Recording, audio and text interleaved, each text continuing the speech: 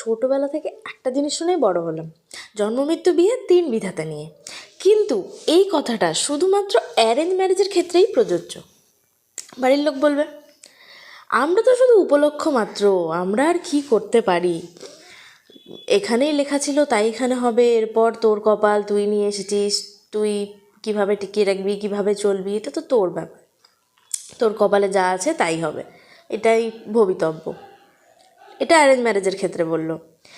এইটা শুধুমাত্র অ্যারেঞ্জ ম্যারেজের ক্ষেত্রেই প্রযোজ্য, আমি আবারও বলছি, তার কারণ যখন তুমি লাভ ম্যারেজ করবে তখন কিন্তু বিধাতা তোমাকে লিখে দেবে না, তখন কিন্তু আগের থেকে লেখা ছিল না, যেহেতু ওনারা ঠিক করে দেননি, যেহেতু তুমি ঠিক করেছো, সেই জন্য একমাত্র শুধু সেই জন্যই কিন্তু আগের থেকে ঠিক করা নেই, তোমার কপালে সেটা লেখা নেই, বিধাতা লিখে দেয়নি, ঠিক আছে?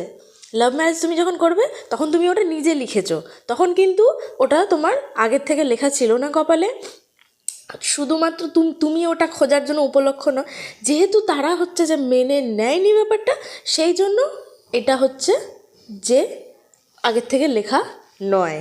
Right? Am I right or am I right?